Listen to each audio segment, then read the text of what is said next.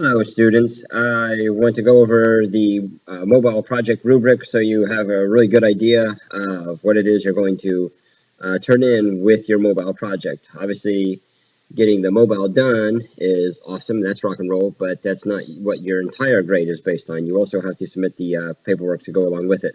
So what I have here on the screen is the mobile project, the guidelines and whatnot, objective, materials, etc., the rules. You have to have at least the 3 suspension bars, which kind of means 3 levels. Uh, Minimum of 4 objects. If you have the 3 levels, you'll have 4 objects. No object can be suspended from 2 points. That means each object has to be hanging from a single string, and each level must be hanging from a single string.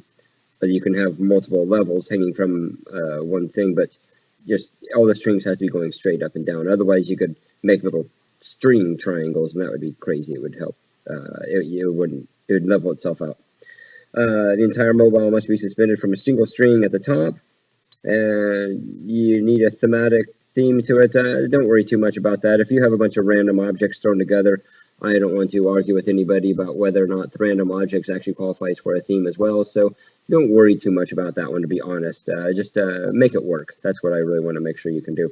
The mobile and suspended objects must be in good taste. Yeah, don't do anything that's inappropriate. Yeah, no bad things. Yeah, no drugs, okay? Yeah, none of that stuff. Sketch that. Oh, yeah, so directions, make sure you have a sketch. Find the mass of each element. Even if you're using all the same masses, you don't, that means your mass, unit of mass will cancel out when you're doing your equations, but you still should at least know what the mass is. And of course, you have to determine the positions, complete the mobile blueprint, which is basically a diagram. This thing is really important right here. Make sure you have a diagram blueprint. Demonstrate neat calculations. You have to have your calculations and construct your mobile. These 3 things right here are probably the most important. Make sure you have a blueprint showing the links, positions, pivot points, center of mass. That should be on there. Demonstrate calculations. That should be on a separate piece of paper. And construct your actual mobile. Okay, here's your rubric. Make sure the mobile is completed, obviously. Level beams, minimum mass, 3 level beams. If you have these 4 things right here, then you're probably looking at the 40 points out of 100. So that's pretty good. If you just simply construct the mobile and don't do anything else, you at least get a 40%. And theoretically, you could even get the extra credit even if you didn't do anything else, which means in theory you could probably get a 45% by doing nothing other than constructing a mobile. That's not good, but it's nice to know you can at least get that. The blueprint. That was a joke, by the way. The blueprint, consistent with the actual mobile. So that means that when I look at the blueprint, it actually matches. So let me show you an example of a kind of a rough sketch of a blueprint. Here's one which this person has M1, M2 hanging at the bottom level. This distance right here is a distance away from the center of mass, and here's a distance away from a center of mass. And what that means is if you were to go back and calculate these, the torque right here and the torque right here, those should be the same. Now, don't use that style or that approach to find out where a center of mass is. For that, you should actually use a center of mass equation. But it is nice to be able to go back and check your work and make sure that this and this do equal the same torque. Same thing up here. This is a distance going between this attachment point and this center of mass that goes up to the next level. And here's also a, this one as well as a center of mass and a, I'm sorry, I said that wrong. A distance away from a center of mass going, for this object right here. But you do need to have your distances labeled. You do need to have your masses labeled. And then, of course, on a separate sheet, you'll also have your calculations. What would probably be best, if you look at the video I made, make sure you have a calculation showing center of mass for the first level. Make sure you have a calculation showing center of mass for the second level. And a calculation showing the center of mass for the third level. And then make sure that when you calculate those center of mass, or that center of mass for each level, make sure that's consistent with your actual mobile and consistent with your drawing.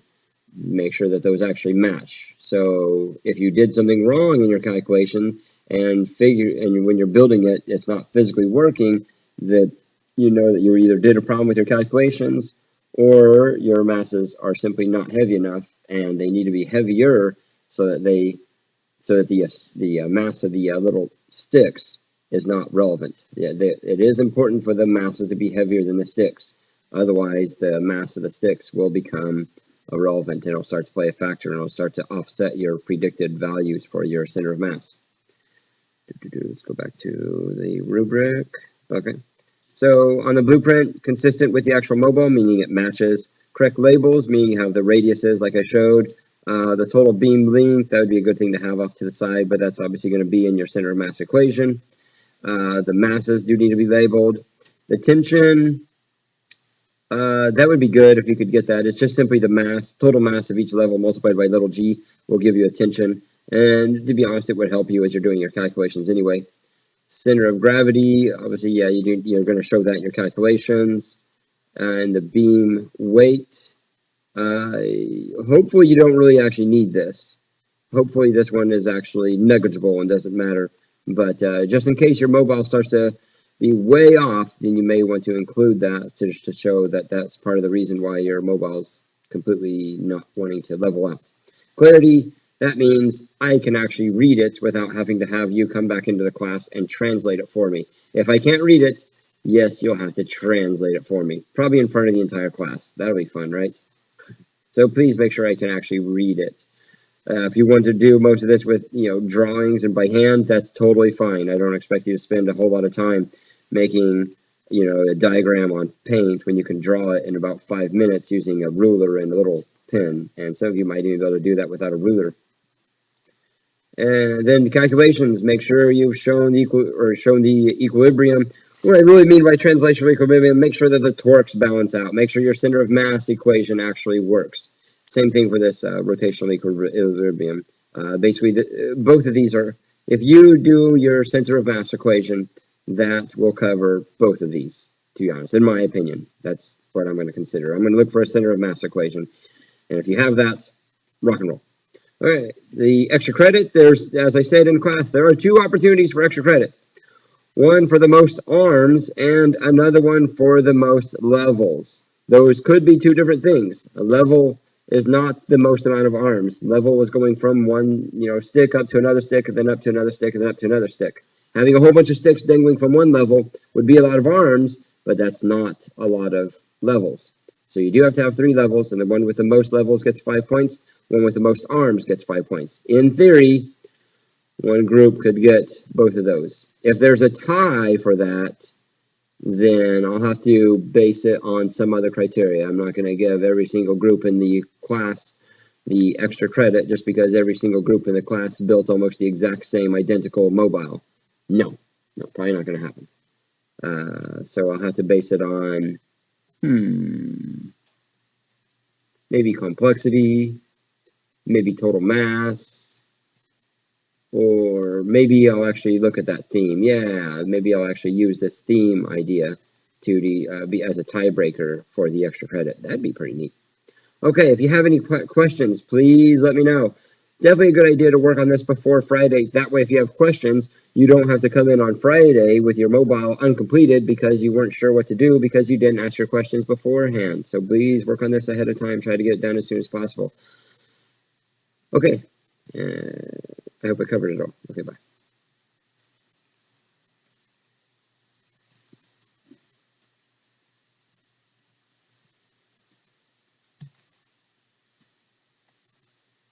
Or I make this stop recording.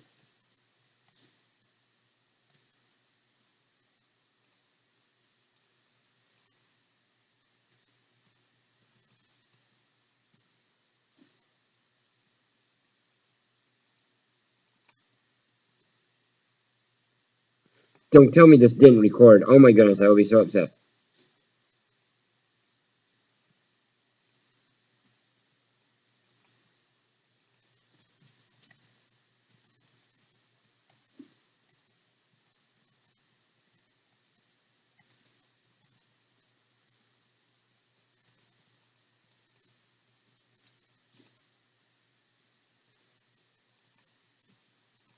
Oh, there it is.